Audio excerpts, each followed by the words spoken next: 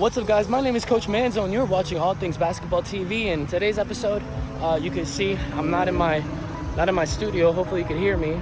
Pretty much I forgot to record an intro, so here I am leaving the park. Just record some clips of me shooting because apparently some of you guys actually are curious in how I shoot, and some of you guys are curious in what techniques I use in my form, etc.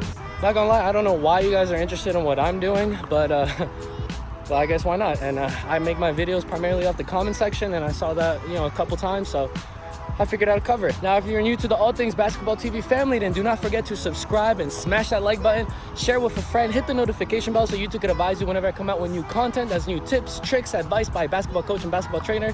So it's just free advice, free everything. YouTube's free, so why not? Without further ado, let's get right into it.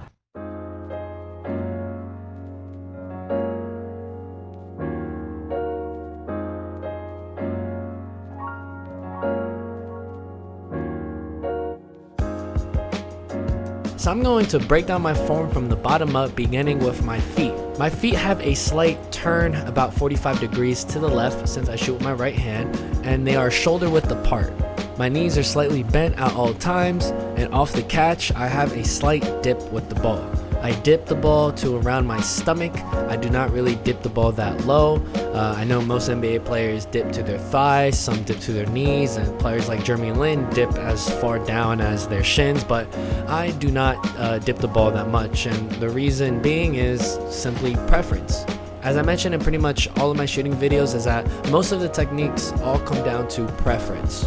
When it comes to actually going up for the shot, I shoot a one motion shot, meaning the ball path is smooth. I go up and out. I do not hold the ball, nor do I jump much when I shoot, and as a result, I don't really sweep and sway as much either. The benefit of this is that I can shoot the ball very well from deep ranges, and I can shoot the ball very well off the dribble and very well under pressure because I can shoot the ball relatively fast. And the downside to that is I'm not very well with shooting over other players. Unless I'm within the mid-range area in which I can perform a simple fadeaway, which is more of a two-motion shot. When it comes to the three-pointer and beyond, I'm not very well with shooting over people. I rely mostly on my footwork to get just enough space to release a one-motion shot if I am in that position. Now, when I actually go up and follow through, I focus on my pointer and middle finger, locking my arm completely and flicking my wrist all the way through. Now, when it comes to locking your arm and flicking your wrist all the way through, that's something that should be practiced regardless of your form, simply because it will keep your shot consistent, and in the long term, it will just make your shot more accurate. Now, let's take the focus away from my hands and let's pay attention to my eyes. When I shoot the ball, I always watch the ball go in. Every great shooter watches the ball go in, despite what your previous coaches told you, despite what even some NBA players claim that they do, because there's been interviews of NBA players saying that they always stare at the rim, but then if you watch footage, they constantly watch the ball instead. The reason why is because it's just a natural motion.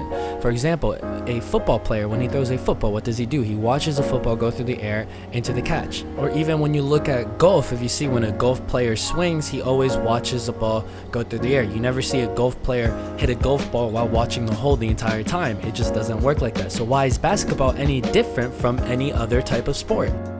So there you have it. That is my entire jump shot from my toes to my fingertips. Wait, one quick thing I forgot to mention is my offhand. If you realize, my offhand actually follows the ball a lot higher than the general rule of thumb. I know I have not covered the offhand in a video, so I'm going to keep this very brief because I'm probably going to make an entire video dedicated on it, but the rule of thumb is that your offhand should finish off right below your wrist when you shoot. If you realize, when I shoot, however, my offhand is almost in level with my shooting hand, but the reason why is because instead of making my offhand stop, I simply push it away and I open up my hand. Someone who does this very similarly is Kyrie Irving. When he shoots, his offhand follows his shooting hand, but then he opens his offhand up, releasing the ball, thus only shooting with the one hand. Because if you didn't know it, a regular jump shot is shot with one hand. The offhand is just a guide. All the offhand is meant to do is help you catch the ball and bring the ball up, and then when you shoot and follow through, that is entirely with one hand. So I'm not going to go into more detail on that simply because I'll probably cover it in a separate video.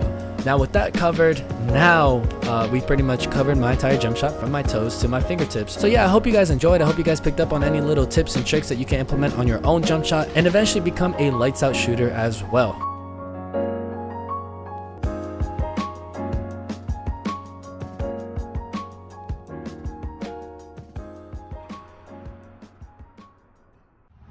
And here I am, back again, walking to my car from the park.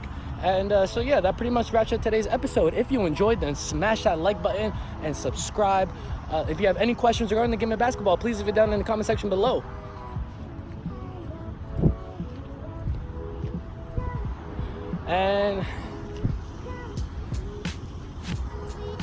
And I am back walking to my car from the park, and that pretty much wraps up today's episode. If you enjoyed, then smash that like button and subscribe. If you have any questions regarding the game of basketball, please leave it down in the comment section below, and I will respond to you, and I'll likely make a video on it. Once again, I'm Coach Manzo, and you're watching All Things Basketball TV.